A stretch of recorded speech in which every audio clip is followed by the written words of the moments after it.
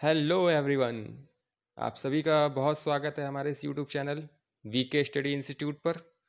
जो लोग पहली बार इस चैनल पर विजिट कर रहे हैं उनसे रिक्वेस्ट है कि चैनल को सब्सक्राइब कर लें, साथ ही बेल आइकॉन को भी प्रेस कर दें।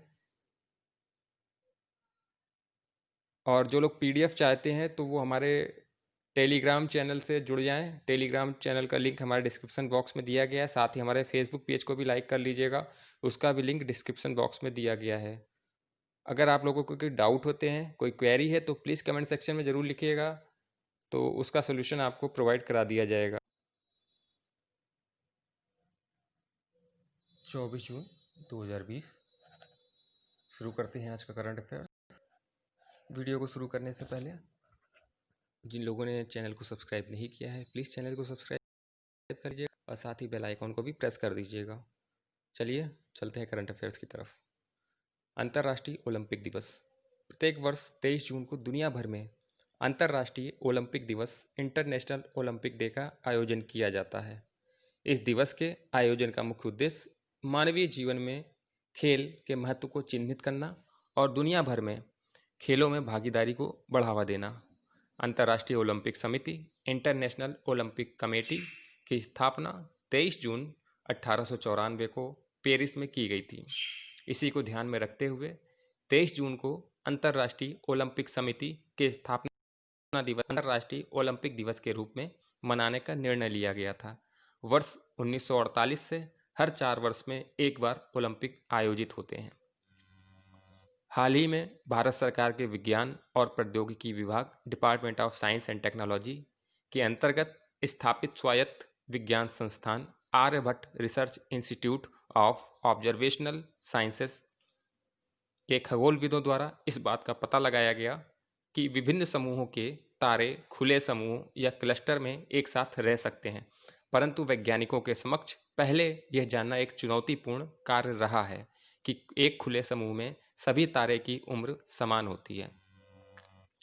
वैज्ञानिकों द्वारा खुले समूहों में तारों के विकास का अध्ययन करने के लिए हिमालय स्थित देव स्थल से 1.3 दूरबीन एम एक खगोलीय दूरबीन की न्यूनतम आवर्धन शक्ति है के माध्यम से 3 खुले तारों के समूहों NGC 381, NGC 2360 तथा बर्कले 68 का अध्ययन करते हुए प्रकाश की माप ली गई। वैज्ञानिकों द्वारा क्लस्टर NGC 2360 में 2 अलग नक्षत्रीय विकास क्रम देखने को मिले, जो अब तक आकाशगंगा में बहुत कम खुले समूहों में देखे गए हैं। शोधकर्ताओं ने 3 खुले समूहों NGC 381, NGC 2360 और बर्कले 68 में हजारों सितारों का अवलोकन किया गया। इन तीनों तारों के क्लस्टर्स गुच्छे अपेक्षाकृत अधिक आयु के पाए गए, जिनकी आयु 446 मिलियन वर्ष से 1778 मिलियन वर्ष तक हो सकती है। विश्व बैंक ने अंतर्राष्ट्रीय तुलनात्मक कार्यक्रम इंटरनेशनल कंपैरिजन प्रोग्राम ICP के तहत संदर्भ वर्ष 2017 के लिए नई क्रय शक्ति समानताएं परचेजिंग पावर पार्टीज PPP जारी की है, जो विश्व की अर्थव्यवस्थाओं में जीवन की लागत के अंतर को समायोजित करती है। अंतर्राष्ट्रीय तुलनात्मक कार्यक्रम के वर्ष 2017 के इस चक्र में विश्व की 176 अर्थव्यवस्थाओं को शामिल किया गया। अंतर्राष्ट्रीय तुलनात्मक कार्यक्रम संयुक्त राष्ट्र सांख्यिकीय आयोग UN स्टैटिस्टिकल कमीशन UNSC के दिशा निर्देशन में विश्व में डेटा संग्रह की सबसे बड़ी पहल है। क्रय शक्ति क्षमता क्या होती है, ये भी देख लेते हैं। यह अंतर्राष्ट्रीय विनिमय का एक सिद्धांत है। इसका अर्थ किन्हीं 2 देशों के बीच वस्तु या सेवा की कीमत में मौजूद अंतर से लिया जाता है। क्रय शक्ति क्षमता के आधार पर किसी देश की अर्थव्यवस्था के आकार का पता लगाया जा सकता है। क्रय शक्ति समता के माध्यम से यह पता लगाया जाता है कि 2 देशों के बीच मुद्रा क्रय शक्ति में कितना अंतर या फिर समता मौजूद है। क्रय शक्ति समता द्वारा मुद्रा विनिमय दर को तय किया जाता है।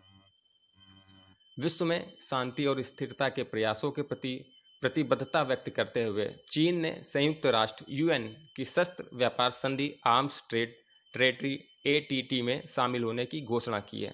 हाल ही में चीन की कम्युनिस्ट पार्टी के शीर्ष नेतृत्व ने संयुक्त राष्ट्र की शस्त्र व्यापार संधि में शामिल होने के विषय में निर्णय लेने हेतु मतदान किया है।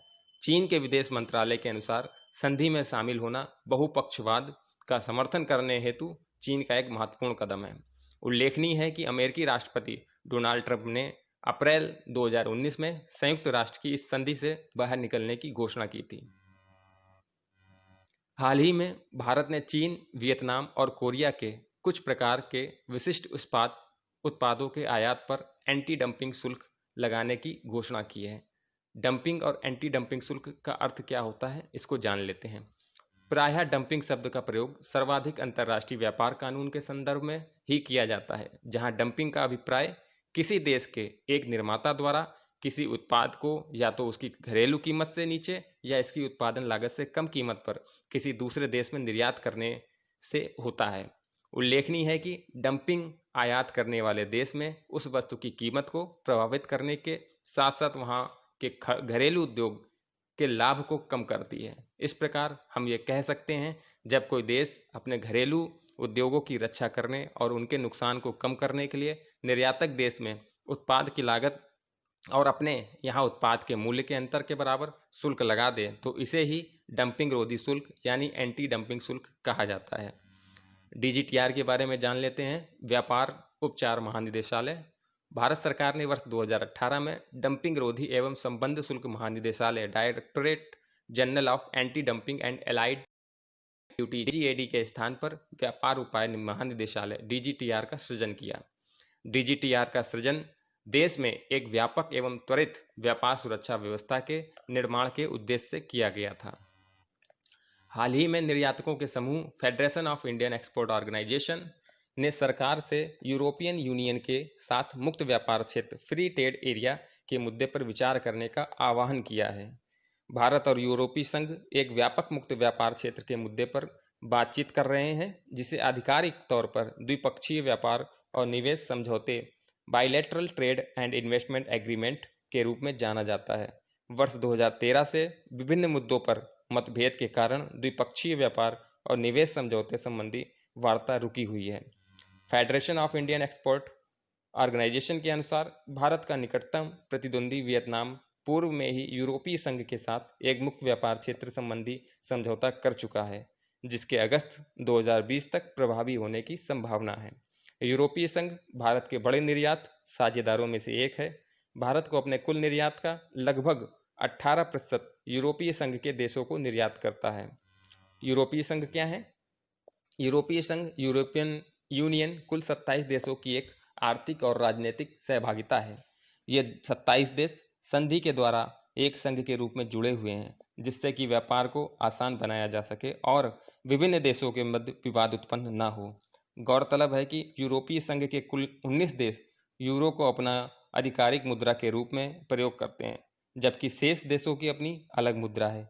यूरोपीय संघ ने कानूनों की मानकीकृत प्रणाली के माध्यम से एक आंतरिक एकल बाजार विकसित किया है, जो कि सदस्य देशों के उन सभी मामलों पर लागू होती है जिन सदस्य देशों ने सहमति व्यक्त की है। यूनाइटेड किंगडम यूके 31 जनवरी 2020 यूरोपीय संघ से अलग होने वाला अंतिम देश था, जिसके बाद सदस्यों की संख्या 27 रह गई। इंदिरा रसोई योजना। राजस्थान सरकार द्वारा राजस्थान में गरीबों और ज़रूरतमंदों को रियायती दरों पर 2 वक्त का पौष्टिक भोजन प्रदान करने के लिए पूर्व प्रधानमंत्री इंदिरा गांधी के नाम पर एक नई रसोई योजना शुरू करेगी। आधिकारिक सूचना के अनुसार राज्य सरकार इंदिरा रसोई योजना पर प्रत्येक वर्ष तकरीबन 100 करोड़ रुपए खर्च करेगी। राजस्थान के मुख्यमंत्री अशोक गहलोत के अनुसार राज्य सरकार की इंदिरा रसोई योजना राज्य के किसी भी व्यक्ति को भूखा न रहने देने के सरकार के वादे को पूरा करेगी। चीन के उपकरणों का प्रयोग नहीं करेगा भारतीय भारोत्तोलन महासंघ।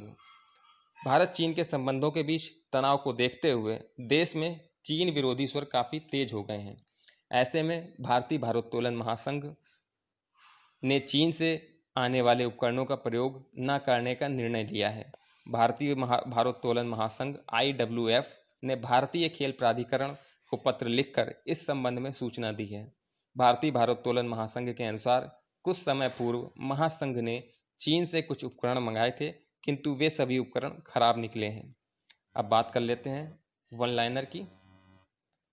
वित्त मंत्रालय द्वारा व्यक्तियों या संस्थानों के योगदान के लिए कौन सा कोष खोला गया है? तो राष्ट्रीय आपदा प्रतिक्रिया कोष। कौन सा भारतीय राज्य केंद्र शासित प्रदेश कोविड-19 के लिए आइसोलेशन इकाइयों में परिवर्तित होने वाला रेल डिब्बों का परिचालन करने वाला पहला राज्य बन गया है? तो उत्तर प्रदेश। ध्रुव क्या है? आईआईटी बॉम्बे के शोधकर्ताओं और छात्रों द्वारा विकसित किया गया है। तो NAVIC के लिए रिसीवर चिप है ये।